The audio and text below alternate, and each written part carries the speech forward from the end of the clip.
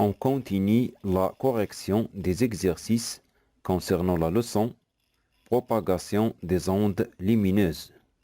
Nous sommes arrivés à l'exercice numéro 5.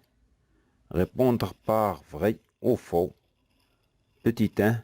La célérité de la lumière est constante, quel que soit le milieu de propagation, et vaut C égale 3 fois 10 à la puissance 8 mètres par seconde. Vrai ou bien faux. نعلم أن سرعة الضوء تتغير من وسط لآخر وتساوي فقط في الهواء أو الفراغ 3 fois 10 à la puissance 8 mètres par seconde. Donc la célérité de la lumière est constante quel que soit le milieu de propagation et vaut C égale 3 fois 10 à la puissance 8 mètres par seconde. C'est faux. Petit 2.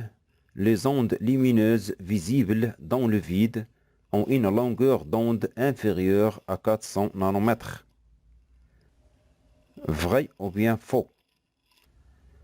عين الإنسان حساسة للموجات الضوئية ذات الطيف المرئي الذي يمتد من البنفسجي إلى الأحمر والتي تنتمي إلى المجال المحصور بين 400 nanomètres et 800 nanomètres. Donc, les ondes lumineuses visibles dans le vide ont une longueur d'onde inférieure à 400 nanomètres. C'est faux. Petit 3. La fréquence d'une onde mécanique ou lumineuse dépend du milieu de propagation. Vrai ou bien faux.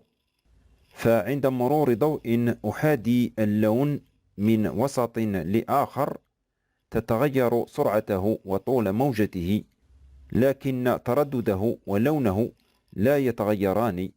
إذن التردد لا يتعلق بوسط الانتشار بل يتعلق بالمنبع.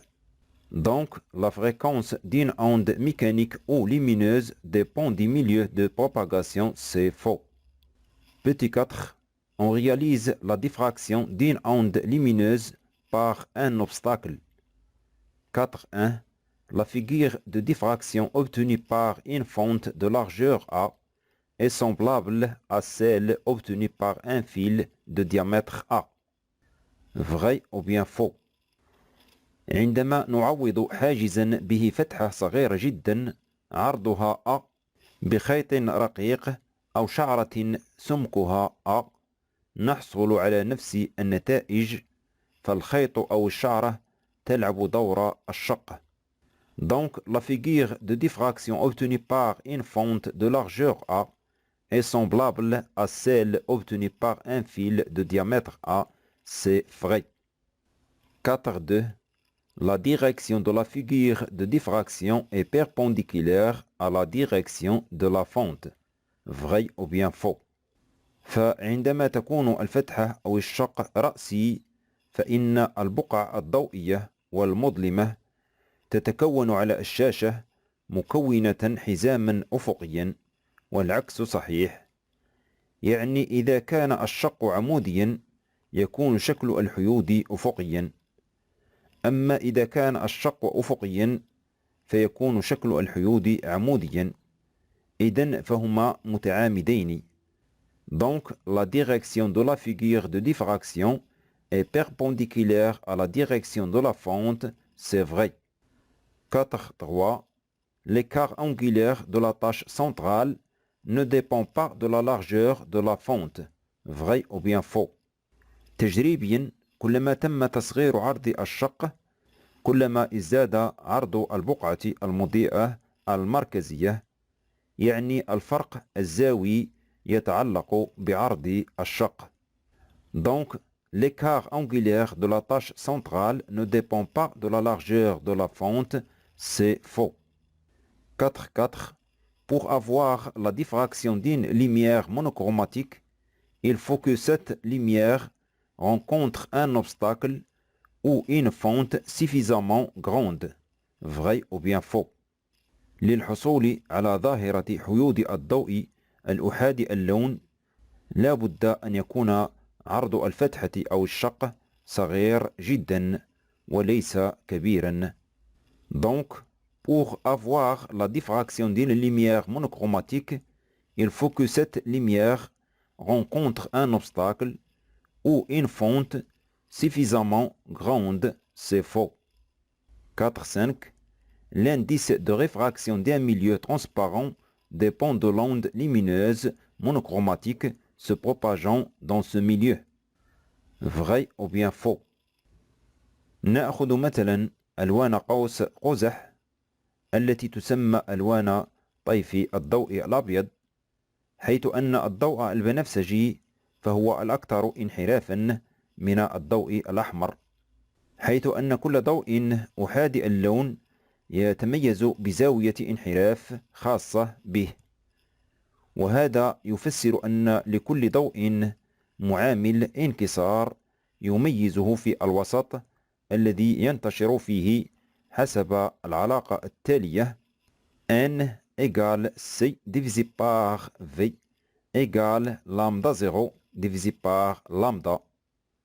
Donc, l'indice de réfraction d'un milieu transparent dépend de l'onde lumineuse monochromatique se propageant dans ce milieu. C'est vrai. On passe à l'exercice numéro 6. Choisir la ou les bonnes réponses. Petit 1. La relation entre l'écart angulaire θ et la longueur d'onde lambda de la lumière émise et la largeur de la fente A est θ égale lambda fois A, ou bien lambda égale θ fois A, ou bien θ égale lambda divisé par A, ou bien A égale lambda divisé par θ. Donc la relation qui lie θ, lambda et A, c'est donc θ égale lambda divisé par A.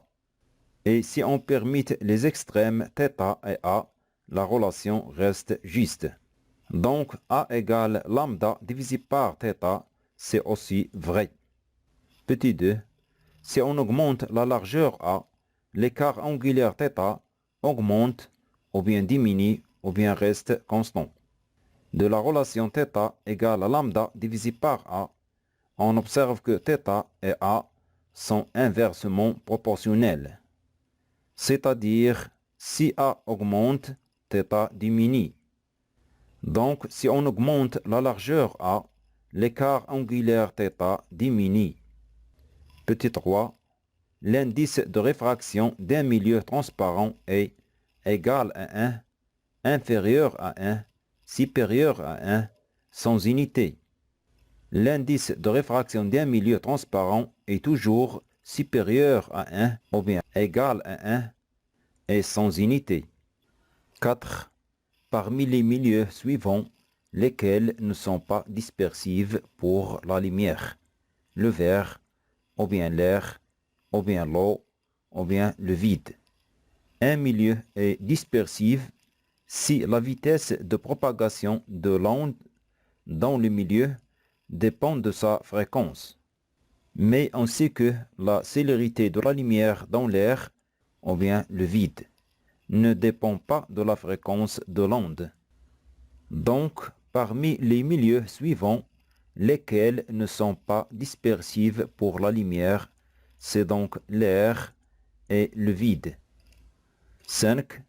L'indice de réfraction d'un milieu transparent est donné par la relation suivante: N égale C fois V, ou bien N égale C divisé par F, c'est-à-dire la fréquence, ou bien N égale V divisé par C, ou bien N égale C divisé par V.